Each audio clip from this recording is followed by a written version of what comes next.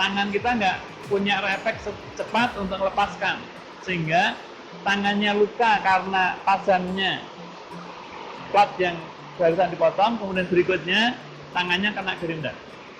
Akan dapat 2 luka, ya. Yang 1 luka pun sudah sakit, apalagi 2 luka bersamaan.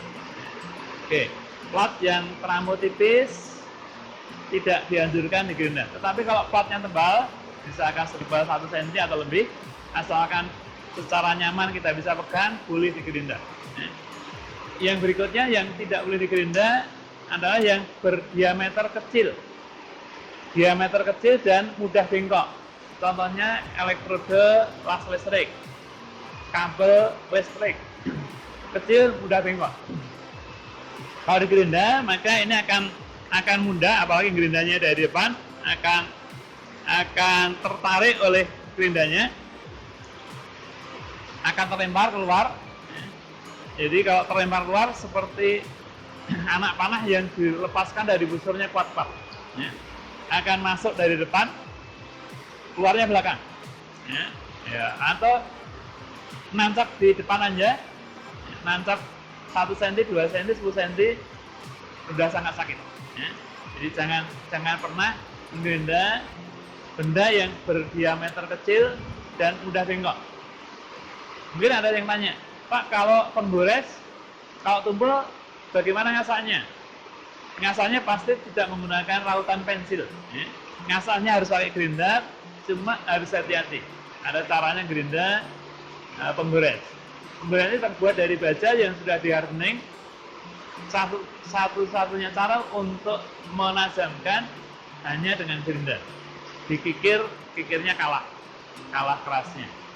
Apalagi kalau penggoresnya bahannya dari HSS. Jadi ada penggores yang dari HSS. Ini kalau sudah tajam, dipakai sampai ribuan kali untuk menggores, dia nggak akan tumpul.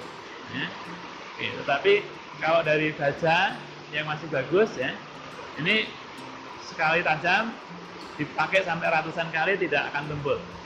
Cuma kadang-kadang ada juga yang bahannya kurang bagus, yang harganya murah, udah ditajamin, dipakai beberapa kali tumpul.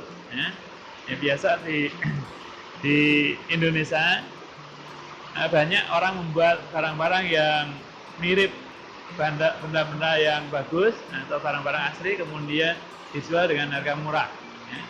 Contohnya pisau dapur yang dijual keliling kampung, 1 set harganya mungkin 100.000, tetapi yang bagus harganya lebih dari 1 juta. Pasti beda harga, beda kualitas. Kemudian sebagai contoh lain, misalkan obeng atau kunci pas, itu ada yang kualitasnya jelek sekali pakai rusak. Jadi itu alat-alat yang sekali pakai. Kalau kita beli alat yang seperti itu akan rugi besar.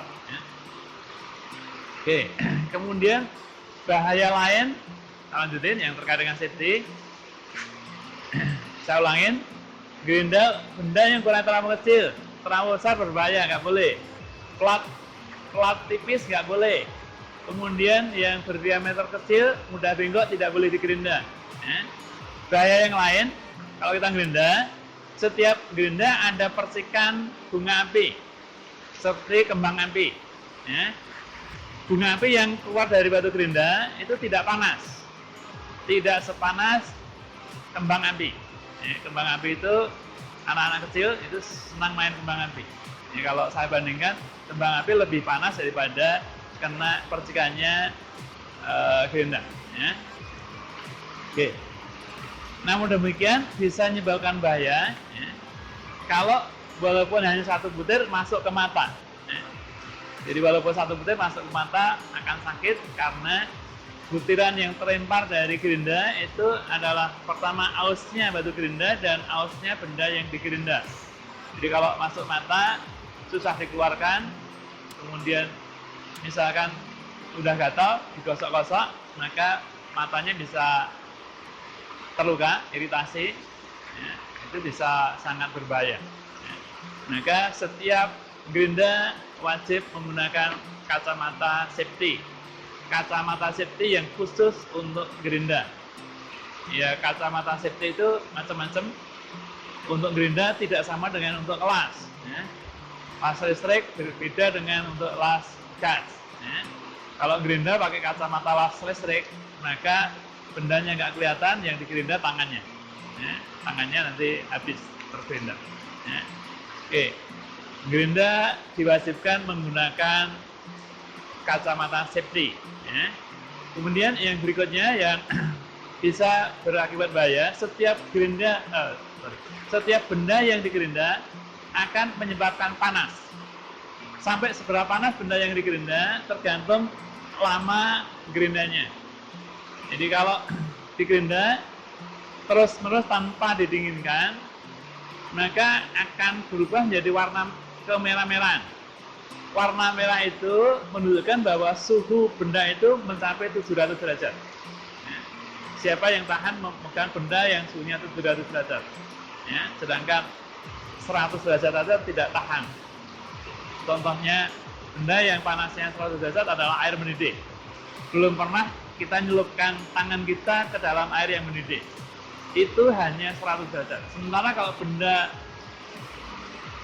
atau alat dari logam atau benda yang lain kita gerinda lama sampai warnanya menjadi merah, itu menandakan bahwa suhunya 700 derajat. Pada ujungnya 700 derajat, kemudian karena ini dia logam, maka panasnya merembet. Ya. Ujungnya 700 derajat, di sini bisa 600, 500, 400, 300. Ya. Megang benda yang suhunya 300 pasti nggak tahan. Maka pada saat gerinda, maka harus ada pendinginnya. Ya. Pendingin, ya. Pendinginnya gerinda. Ya, ini bisa diambil dari mesin gerinda. Ini dari, perhatikan, ada airnya. Kalau airnya kotor harus diganti. Saat isi tidak boleh terlalu penuh. Kenapa? Kalau terlalu penuh nanti tumpah saat pasang. Kalau tumpah, lantainya licin, bisa terjatuh. Ya, itu sangat berbahaya. Ya, jadi pendingin fungsinya pertama untuk menjaga supaya kita tidak megang benda yang panas, yang kita tidak tahan memegangnya. Fungsi yang kedua, untuk alat potong yang terbuat dari baja yang sudah di-hardening. Baja itu bisa di-hardening menjadi kekerasan tertentu, tapi bisa lunak kembali apabila kena panas. Panas berapa derajat yang menyebabkan baja yang sudah keras itu lunak kembali, yaitu 400 derajat atau lebih. Jadi apabila kita gerinda terlalu panas sampai 700 derajat, maka alat potong itu kekerasannya turun. Kalau kekerasan turun artinya kualitasnya turun, maka dalam waktu singkat akan tumpul kembali. Ya. Nah, tandanya apa kalau mencapai 400 derajat? Mudah sekali. Kalau benda yang digerinda itu meninggalkan warna hitam, ya, meninggalkan warna hitam, seperti setelah dipotong pakai gerinda potong, itu menandakan saat itu suhunya adalah 400 derajat. Ya. Ya. Suhu 400 derajat atau lebih bisa menyebabkan benda-benda yang sudah di-hardening, ya, seperti pisau dapur, parang, cangkul, dan alat-alat potong yang dilogam, kalau digerinda dengan tanpa didinginkan, maka kekerasannya menurun. Kalau kekerasannya menurun, maka dalam waktu relatif lebih singkat akan tumpul. Ya. Kalau tumpul ngasah lagi sehingga capek. Jadi pendingin, saya ulangi, ada dua fungsi. Pertama, supaya kita tidak megang benda yang panas, jadi untuk kita pendingin untuk keselamatan kita. Kemudian yang kedua adalah agar alat potong yang digerinda kualitasnya terjamin, maka harus sering didinginkan supaya apa? Suhunya tidak mencapai 400 derajat atau lebih. Oke, itu yang terkait dengan gerinda. Berikutnya nanti akan saya jelaskan bagaimana cara gerinda. Oke, yang berikutnya saya akan menjelaskan bagaimana cara ngasah pahat bubut. Ya. Pahat bubut itu tumpulnya ada dua macam. Ya. Tumpul bagian runcingnya dan tumpul pada bagian pisaunya. Oke, Kalau yang tumpul bagian runcingnya, ini ngasahnya yang dianjurkan adalah dari depan. Pak, kan bisa diasah dari atas dari jadi kalau saya ulangin, kalau yang paling sering tumpul adalah bagian runcingnya. Ngasah yang dianjurkan hanya dari ujung. Pak, kan bisa diasah dari atas maupun dari depan. Benar, cuma kalau diasah dari atas, maka lama-lama akan semakin tipis, hilang. Demikian juga dari depan, maka lama-lama akan hilang. Tapi kalau dari ujung, maka masa pakai pahat akan semakin lama, karena ini panjang. Oke. Tumpul yang kedua, yang tumpul adalah bagian pisaunya.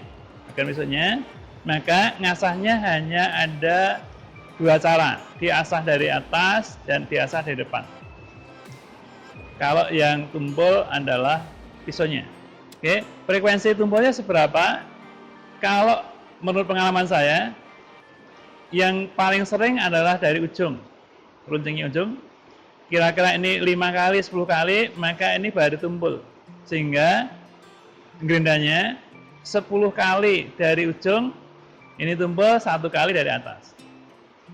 Dipakai lagi 10 kali, ngasahnya dari ujung, kemudian ini ketumpul, diasah dari depan. Sehingga masa pakai pahat akan menjadi lama. Ingat, ngasah pahat bubut hanya dari ujung. Kemudian sudutnya bagaimana? Saya ulangi tadi, sudah saya jelaskan. Sudut atas atau chip angle-nya ini 14 derajat, miring ke belakang. Sudut depannya ini 8 derajat, miring ke dalam. Kemudian dari ujung ini ke belakang miring 10 derajat, ke bawah 8 derajat. Bagaimana cara ngasahnya? Ngasahnya kalau gerinda, dekatkan ya. Kalau gerinda itu ada mejanya, maka akan sangat mudah. Kalau nggak ada mejanya, juga bisa kita lakukan caranya. Misalnya nggak ada mejanya, maka yang diasah adalah bagian ujungnya. Ya, sudutnya 10 derajat, ke belakang, ke bawah 8 derajat. Maka pahat ini tempelkan di batu gerinda. Kemudian kita berdirinya mengarah ke yang ditunjukkan oleh pahatnya. Ya. Kita pegang secara simetris, kakinya berdiri simetris, ya, sehingga akan stabil. Ya. Itu cara ngasah apabila mesin gerinda tidak ada mejanya. Kalau ada mejanya akan sangat lebih mudah. Ya. Ya, meja ini sebenarnya bisa diatur sudutnya, bisa dimiringkan ke atas, dimiringkan ke bawah. Cuma rata-rata mesin gerinda yang ada ini sudah nggak bisa di-setel lagi. Ada caranya, yaitu untuk miringkan 10 derajat, maka akan kita miringkan, ya, kita taruh di meja ini dengan kemiringan 10 derajat. 10 derajat itu bagaimana mengukurnya? Kita ukur menggunakan busur derajat. Ya. Busur derajat.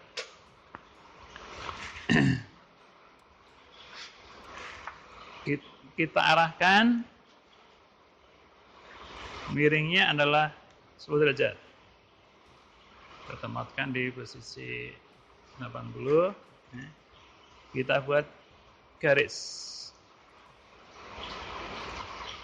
Oke. Kemudian buat beberapa garis sejajar dengan garis yang pertama tadi. Ya.